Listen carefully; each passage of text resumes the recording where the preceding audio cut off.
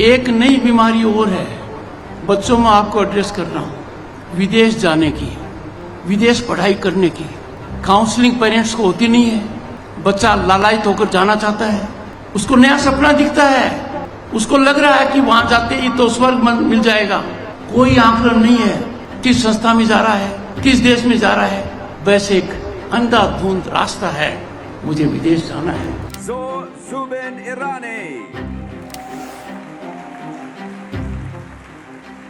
The Congress leader Jyotiraditya Scindia said that he feels extremely proud as a father as his son Mahanarayanan Scindia has graduated from the Yale University. He took to Twitter to announce the news where his son is seen wearing a graduation robe. He captioned it, "I feel extremely proud as a father today that my son graduates from Yale University." At least a dozen students from Hyderabad's Gitanjali Senior School are all headed overseas for higher studies. The school says the numbers opting to go abroad has doubled post-COVID.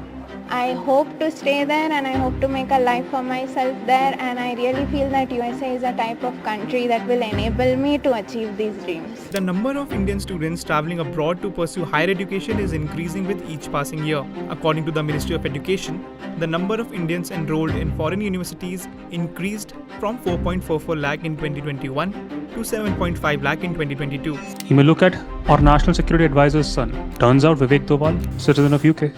You may look at India's richest businessman, Adani ji, who lives and breathes India. Turns out he's importing coal from Australian mines. You would ask, is India first for them? Why aren't they using coals from Indian mines? The reason is they have business interest in Australia.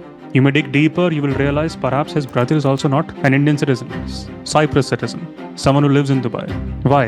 And then the funny part is when Modi spends those 30 crores in 30 days on Google advertisements, that money was not paid to an Indian company under Atmanirbhar Bharat scheme. Modi ji's party gave away that money to an American company registered in Ireland.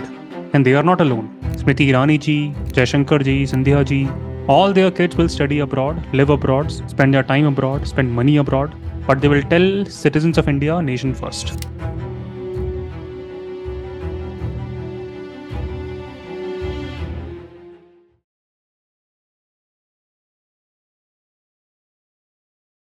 Observations? Anyone? Basis whatever he has written, mentioned. What do we see? Prima facie, basis a profile, is a national flag. He looks like someone who is in mad love with our country, which is a good thing. Someone for whom, no matter what, nation will always come first. And why not? He is a BJP's national spokesperson. If you were Karl Marx, and if you stumbled upon his profile, would you fall in love with his ideas? See, I'm not asking you to be Marxist. It is because in our syllabus, we have Karl Marx.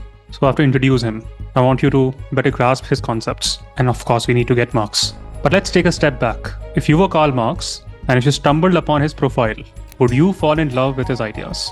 And mind you, he has some really fascinating ideas. Every night he goes to the news channels to hatch conspiracy theories. If and when there is an accusation on Adani ji or SEBI chief, he will say that India is under attack.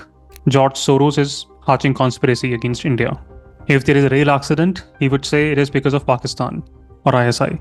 If bridges are collapsing, he may go on to vent out his anger on some specific religious minorities. In the end, he will go on to say India first. No matter what, India first. How would Karl Marx see him? Karl Marx would dig deeper. He may see what is he doing in his personal life. And then quickly Karl Marx will realize, wait a minute, both of his kids are American citizens. Not kidding. He's mentioned that on his Twitter, some of the posts. Karl Marx would read his tweets. He would realize not just that they're American citizens, but this India first guy, he's celebrating the act of their kids that they're not studying in American universities. Not just that, Marx will go on to analyze all those spokespersons, all those officials who are hatching this conspiracy, that whatever wrong is happening in India, it's because of external forces.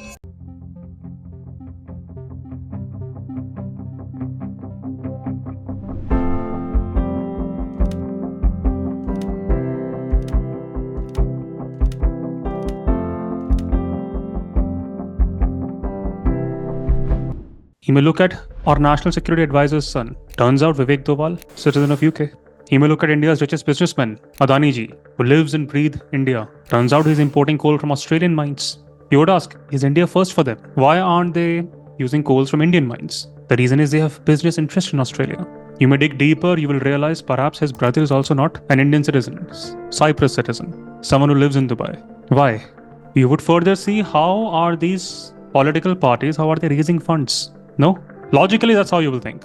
Of course, I'm going to be blindfolded, but factually, this is how you will think. These parties, they need money to win elections. They need money to spend crores of rupees on Google advertisements. Modi ji spent 30 crores in 30 days on Google ads. Where is that money coming from?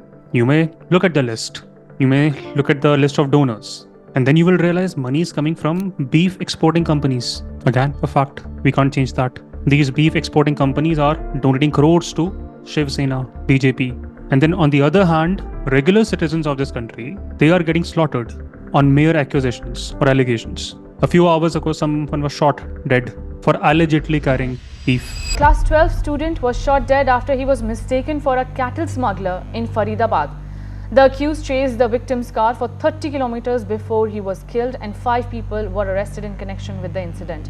The accused chased victim and his acquaintances in the car on the highway, believing them to be cattle smuggler, and opened fire. Police is investigating the matter further.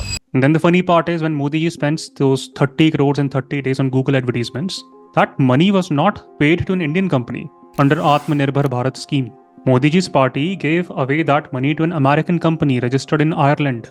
And they are not alone. Smriti Irani ji, Jaishankar ji, Sindhya ji, all their kids will study abroad, live abroad, spend their time abroad, spend money abroad, but they will tell citizens of India, nation first.